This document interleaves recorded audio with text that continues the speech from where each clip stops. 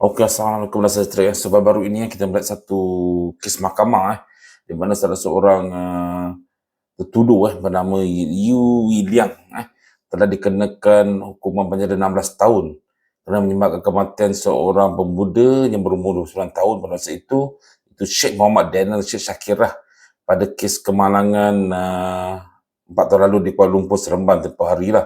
So, kes 4 tahun 2019 dan kes ini hanya satu kes yang amat-amat kecil saja sebenarnya di mana Sheikh Daniel telah melanggar karakter beliau dan kemudian berlaku kejar-mengejar, dan apabila Sheikh Daniel marah, apabila dikejar, dia keluar dari kereta bawa kayu baseball, beliau Yu Liang ni telah melanggar beliau sehingga ke besi penghalang jalan raya tu dan menyebabkan kematian.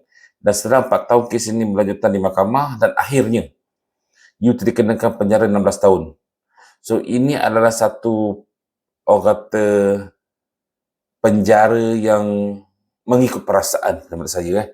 Apabila kita mengikut perasaan, hanya tempat yang kecil menyebabkan anda di penjara 16 tahun. So, pengajaran ini adalah untuk saya kongsi bersama dengan anda lah, supaya berfikir sebelum bertindak.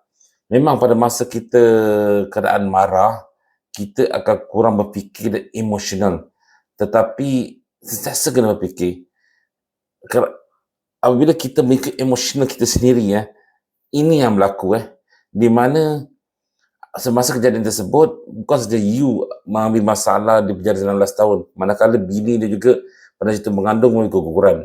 Manakala untuk keluarga Muhammad Daniel Sheikh Daniel ni pula baru punya anak berumur 3 bulan dan kematian dia telah menyebabkan anak dia menjadi, orang kata, anak yatim dan isteri tidak mengalami kemanisan rumah tangga. Hanya sekejap saja, hanya setahun saja mengalami kemanisan rumah tangga. So, kedua-dua pihak adalah rugi dalam hal ini. Ini saya cerita kat sini.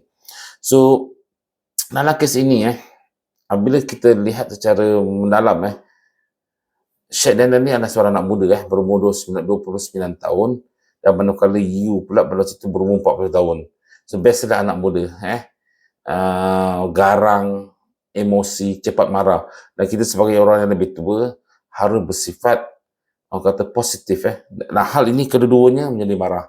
Kedua-dua nak jadi hero dan keheroan mereka menyebabkan satu orang mati terbunuh secara tidak sengaja. Inilah kes yang berlaku. So, walaupun nasib telah menjadi bubur dan orang kata nanti ada penyesalan yang boleh dipikirkan lagi lah. Kedua-dua pihak mengalami, orang kata, kerugian dan anda tidak dapat menarik balik apa yang berlaku. So, kalau kes ini di sebaliknya, katakan Sheikh Daniel melanggar beliau dan Sheikh Daniel larilah, katakan dalam kes ini. So, you boleh saja pergi ke balai polis, mengambil nombor plate kereta Sheikh Daniel dan membuat laporan, kes akan lari dan kes akan orang kata di sebaliknya.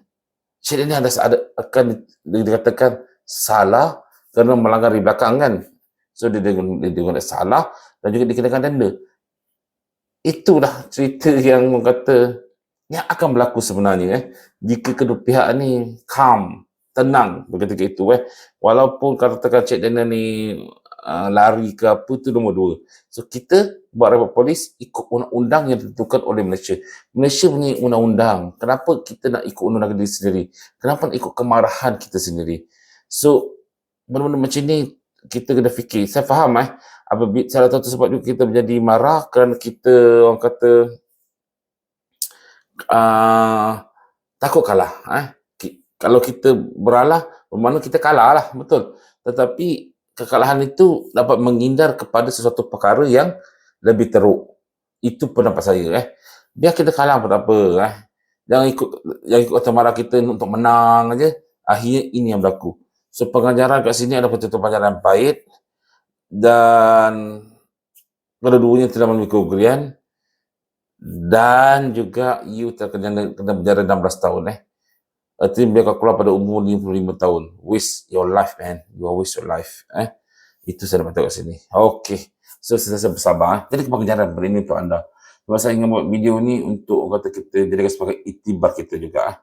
So, last last kali ada satu video saya tunjukkan kronologi perkara ini. Okey, Assalamualaikum.